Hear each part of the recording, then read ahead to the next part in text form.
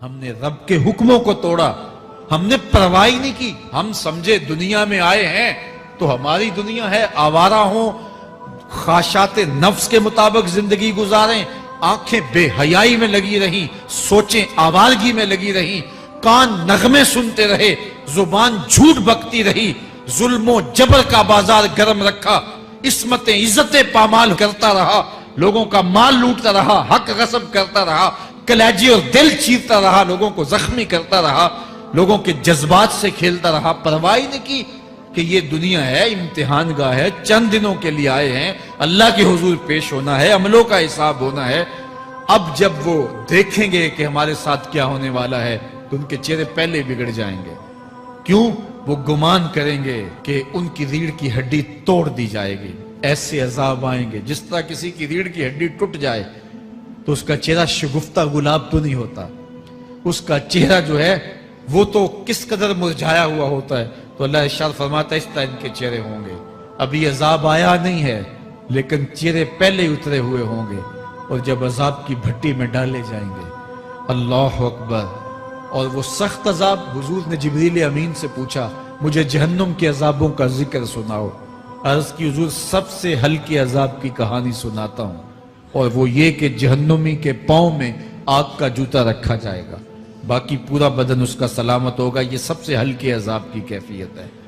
اب پاؤں میں آگ کا جوتا ہوگا، حدت، گرمی، شدت اتنی ہوگی کہ دماغ پگھل کے ناک اور کانوں کے راستے سے باہر آ جائے گا۔ پاؤں میں رکھے ہوئے جوتے کی گرمی دماغ کو ایسے چڑھے گی کہ وہ پگھل جائے گا اور ناک اور کانوں کے راستے سے باہر آ جائے گا۔ تو اللہ کے عذاب کے خوف سے چہرے بگڑ جائیں گے، حالت سلامت نہیں رہے گی۔ یہ بات ذہن میں رکھیں کہ اللہ جس کو جہنم میں ڈالے گا اس کو اس صورت میں نہیں ڈالے گا، یہ محمدی صورت ہے، یہ شکل اس کی چھین لی جائے گی اور اس کی شکل بڑی کر دی جائے گی۔ اس کا ایک ایک دانت احد پہاڑ جتنا ہوگا۔ احد پہاڑ کا پھیلاؤ 15 کلومیٹر پہ ہے، 15 کلومیٹر کا ایک دانت، اور 32 دانت کتنے ہوں گے تو منہ کتنا بڑا ہوگا۔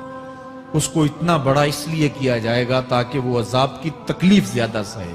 70 گز موٹی کھال ہوگی، اور کھال جل جائے گی تو اللہ قرآن میں فرماتا ہے ہم نئی کھال دے دیں گے تاکہ عذاب کی تکلیف اس کو گوارا کرنی پڑے۔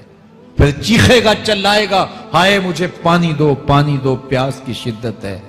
70 سال تک تو اس کی کوئی آواز ہی نہیں سنے گا۔ 70 سال کے بعد داروغہ جہنم چیخ کر کہے گا کیا مانگتا ہے؟ وہ بولے گا مجھے پانی چاہیے۔ کہا جائے گا تو بے بھی ملتا ہے پانی۔ پھر داروغہ جہنم اسے پانی دے گا، کوکا کولا کی بوتل دے گا یا پیپسی تھما دے گا یا منرل واٹر کی بوتل دے گا؟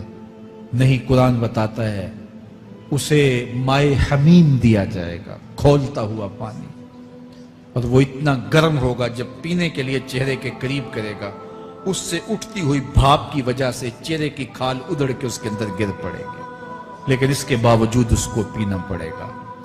اللہ فرماتا ہے یہ دنیا ہی سب کچھ نہیں ہے، سمجھ لیا یہی سب کچھ ہے، آخرت کو بھول گئے، صبح اٹھے کام پہ چلے گئے، شام آئے آوارگی میں چلے گئے، صدائیں آتی رہی حی علی الصلاح حی علی الفلاح، کوئی پرواہ نہیں کی، نہ پیشانیوں نے سجدے کیے، نہ سوچوں میں پاکیزگی آئی، زندگی یوں گزار کے چلے گئے۔ ایسے نہیں، کہا ایک وہ ہوں گے جن کے چہرے شگفتہ گلاب ہوں گے، ایک وہ ہوں گے جن کے چہرے بگڑے ہوئے ہوں گے۔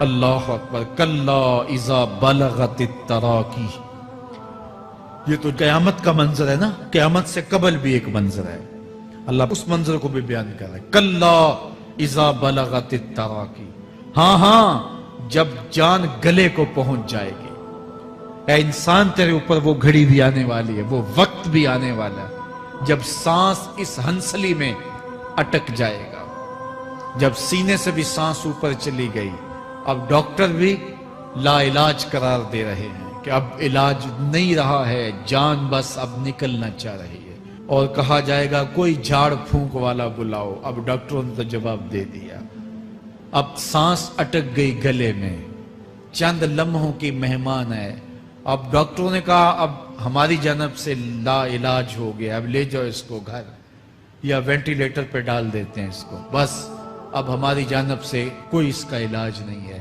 اب گھر والے روتے ہیں، کہتے ہیں کوئی جھاڑ پھونک والا لاؤ، کوئی دم والا لاؤ، شاید وہ کوئی دم کرے تو اس کی جان میں جان آ جائے. ڈاکٹروں نے تو لا علاج قرار دے دیا.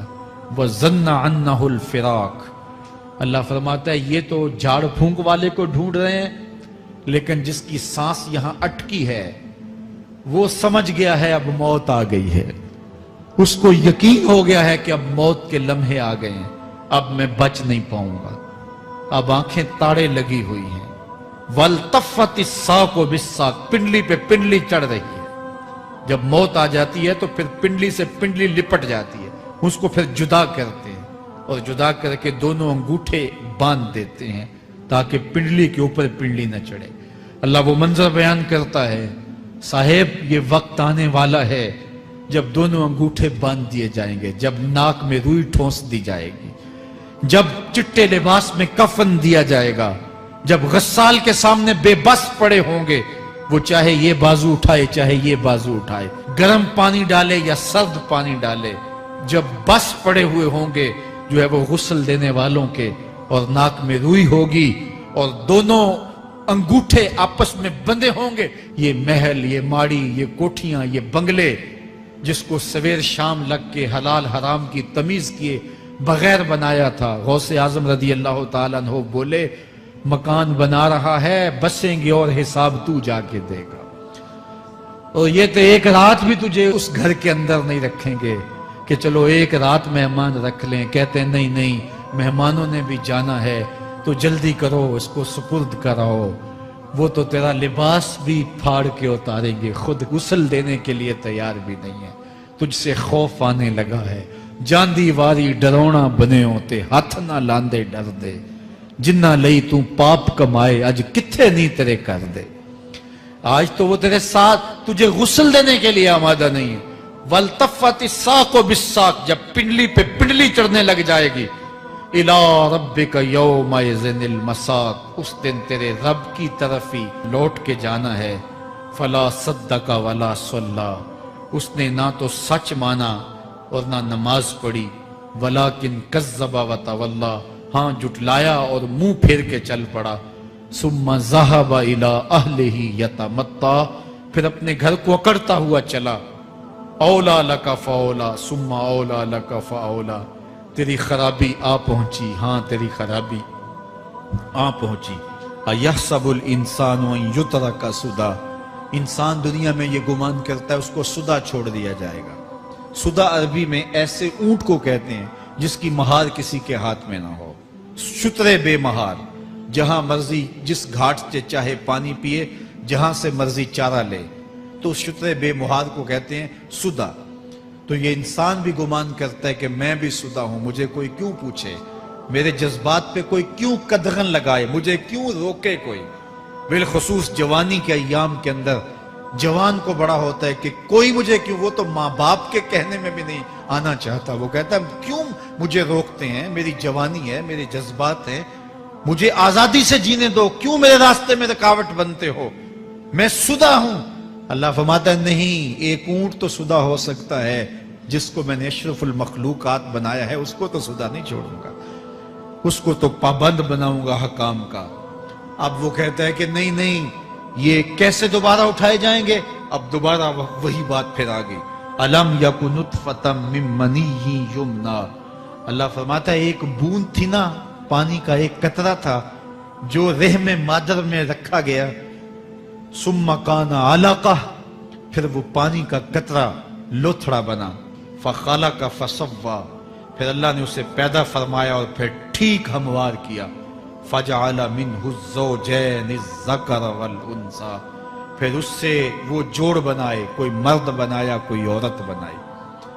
کہا اب غور کر، اب تیری آنکھیں دیکھتی ہیں، بجلیاں چمکتی ہیں، تیری زبان کا طوطی بولتا ہے، لوگ اشش کرتے ہیں تیری گفتگو پہ، تیری گفتار پہ صدقے جاتے ہیں، تیرے لہجے کے جمال کو دیکھتے ہیں، تیرے سینے کا زور، تیرے پنجوں کی طاقت، تیری دماغ کی تیزیاں اور تیری سوچوں کے اجالے، تیری زوردار ٹانگیں، تیرے کڑیل بازو اور تیری چوڑی چھاتی اور تیرے گلاب کی پتیوں جیسے ہونٹ، اے انسان یہ سب کچھ کہاں تراشا گیا؟ ماں کے رحم میں، اس تاریکی میں جو 3 پردوں میں تھی، تیرا سر تیرے گھٹنوں میں تھا، اور تیرے رب نے وہاں تیرے اندر نسوانیت یا رجولیت کی صلاحیتیں پیدا کی، تیری آنکھوں میں چمک پیدا کی، تیرے کانوں میں نغمے بکھیرے، تیری زبان کے پٹھوں پہ قوت ذائقہ رکھی، تجھے بولنے کی صلاحیت دی، تیرے پنجوں میں زور رکھا۔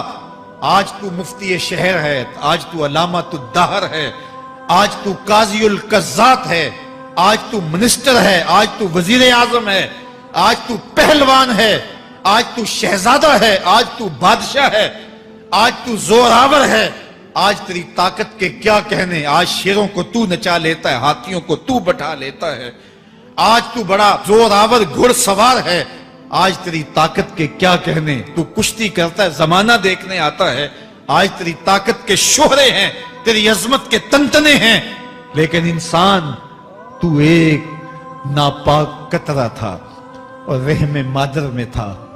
تیرے اندر یہ رنگ کس نے بھرے؟ تیرے کانوں میں نغمے کس نے رکھے؟ تجھے دماغ کی قوتیں کس نے دی؟ زبان کو بولنا کس نے سکھایا؟ آنکھوں میں توانائیاں کس نے رکھی؟ تیری زبان کا طوطی بولتا ہے، یہ سلیقے کس نے دیے؟ پھر اللہ فرمایا، کتنا زوردار بیان ہے، الیس ذالک بقادر علی ان یحیی الموتى، جو ماں کے پیٹ میں ایک نطفے کو ایک خوبصورت انسان بنا سکتا ہے، ہڈیوں کو جوڑ کے دوبارہ انسان نہیں بنا سکتا؟ کیا وہ دوبارہ تجھے کھڑا نہیں کر سکتا اپنے سامنے پیش ہونے کے لیے، جس کے حکموں کو تو نے توڑا ہے، جس کے فرامین کا تو نے مذاق اڑایا ہے؟ کیا وہ اتنا ہی بے بس ہے کہ اپنے حضور تجھے جو ہے وہ کھڑا ہی نہیں کر سکتا ہے؟ جس رب نے تجھے ماں کے شکم میں شکل دی، حضرت شیخ فرید الدین عطار بولتے ہیں، سانے کستی سلاتی می شود، ایسا کاریگر ہے مٹی سے بادشاہ بنا ڈالتا ہے۔ اس نے مٹی سے دارا و سکندر بنائے، اس نے مٹی سے جو ہے وہ رستم و سہراب بنائے، اس نے مٹی سے کیا کیا بنا دیا جو مٹی سے بادشاہ بنا سکتا ہے، جو نطفہ رحم مادر سے جو ہے وہ شکل اور صورت اور رنگ اور جمال بنا دیتا ہے۔ تیری صورت نکھرتی ہے، تیرے ہونٹ گلابی ہیں اور تیری نرگسی آنکھیں ہیں، تیرے ریشمی بال ہیں اور تیری خوبصورت رنگت ہے، تو چال چلتا ہے تو لگتا ہے قیامت چل رہی ہے، تیرا قد رانا جو ہے وہ صنوبر کو شرماتا ہے، تیری گفتار کے تنتنے ہیں۔ جس نے اتنی خوبصورت شکل ماں کے رحم میں بنائی، کیا وہ ہڈیوں کو جوڑ کے دوبارہ انسان نہیں بنا سکتا؟ وہ دوبارہ انسان بنائے گا اور پھر تجھے اپنے حضور کھڑا کرے گا۔ اور ایک حدیث میں آتا ہے، اللہ بندے کو اپنے حضور کھڑا کرنے کے بعد اپنے سامنے سے ہٹنے نہیں دے گا جب تک 5 سوال نہیں پوچھ لے گا۔ ان عمرہ ہی فیما افنا ہو، اس کی عمر کے بارے میں پوچھے گا، کہاں ضائع کی؟ میں نے تجھے زندگی دی، 60 سال 70 سال 40 سال 50 سال، اس زندگی کو کہاں گزار کے آیا ہے؟ ان شباب ہی فیما ابلا ہو، اس کی جوانی کے بارے میں پوچھا جائے گا، جوانی کہاں گزار کے آیا ہے؟ مجنوں تو نہیں بنا رہا، خواہشات کا اسیر تو نہیں ہو گیا، دیوانوں کی طرح زندگی تو نہیں گزار کے آ گیا؟ تیری جوانی کسی چوک میں تو نہیں گزری، تیری جوانی آوارگی میں تو نہیں گزری، ساری رات سوشل میڈیا کے اوپر گندگی اور غلاظتیں تو نہیں دیکھتا رہا؟ تیری زندگی گزری کہاں ہے؟ تیری جوانی گزری کہاں ہے؟ اگر کوئی جواب نہ ہوا تو پھر کیا جواب دے گا؟ اور وہ کتنا خوش نصیب ہوگا جو کہے گا، مالک میری جوانی سجدوں میں گزری، میری جوانی قیام میں گزری، میری جوانی رکوع میں گزری۔ میرے حضور فرماتے ہیں، سبعۃ یظلھم اللہ فی ظلہ یوم لا ظل الا ظلہ، 7 اشخاص ایسے ہیں قیامت کے دن جب کوئی سایہ نہیں ہوگا، اللہ ان 7 کو اپنے عرش کا سایہ دے گا۔ ان میں سے دوسرا شخص میرے حضور نے بیان فرمایا، وشاب نشأ فی عبادت اللہ، وہ جوان جس کی جوانی اللہ کی عبادت میں گزری۔ جوانوں، اپنی زندگی کو مالک کی دہلیز پہ لے آؤ۔ جوانی وہی ہے جو مالک کی چوکھٹ پہ گزرے۔ اپنے دل کا تعلق جوڑو، عشق کرنا ہے تو پھر آمنہ کے لال سے کرو، محبت کا رشتہ ان سے جوڑو، تعلق کا ربط ان سے قائم کرو، جوانی کو دین کی راہ پہ ڈالو۔ اللہ اکبر۔ سنو میرے حضور کا فرمان، انا حبیب اللہ، میں اللہ کا حبیب ہوں۔ پھر فرمایا الشاب التائب حبیب اللہ، جو جوان جوانی میں توبہ کرے وہ بھی اللہ کا حبیب ہے۔ آؤ اللہ کے حبیب بن جاؤ، اللہ کے حبیب بن جاؤ، اللہ کے حبیب بن جاؤ، اللہ کے محبوب بن جاؤ۔ لیلۃ القدر کی گھڑیاں ہیں، رات کا پچھلا پہر ہے، اللہ کے حضور یہ عہد کر کے اٹھو، مالک جو زندگی گزر گئی، آئندہ جوانی کا ایک ایک لمحہ تیرے لیے گزرے گا، جیوں گا تو تیرے لیے، مروں گا تو تیرے لیے۔ میری ایک ایک سانس تیرے نام وقف ہوئی، میری زندگی کی ایک ایک ساتھ تیرے نام وقف ہوئی، میں اپنا سب کچھ تیرے لیے پیش کرتا ہوں۔ میری زندگی کا مالک بھی تو ہے، میری موت و حیات کا خالق اور مالک بھی تو ہے، یہ زندگی تو نے دی، تیری امانت ہے، تیرے حضور ہی پیش کرتا ہوں۔ اور لیلۃ القدر کی گھڑیوں میں اس عزم کے ساتھ گھروں کو لوٹو کہ اللہ میری زندگی کا ایک ایک لمحہ تیرے نام ہوا، آنے والے موسم تیرے نام ہوئے، میری جوانی تیرے نام ہوئی، میرے آنسو تیرے نام ہوئے، میری پیشانی تیرے نام ہوئی، میرے دل کی دھڑکن تیرے نام ہوئی، میری صلاحیتیں تیرے نام ہوئی، میری زبان بولے گی تو تیری تسبیح بولے گی، تیرے ذکر کے ترانے پڑے گی، میرے کان سنیں گے تو قرآن کے نغمے سنیں گے، میری آنکھیں دیکھیں گی تو مالک تیری قدرت کی نشانیاں دیکھیں گی، تیرے رسول کا روضہ دیکھیں گی، تیرا کعبہ دیکھیں گی۔ مالک میری زبان سچائی کے نور سے مالا مال ہوگی اور میں ساری زندگی تیرے نام کرتا ہوں۔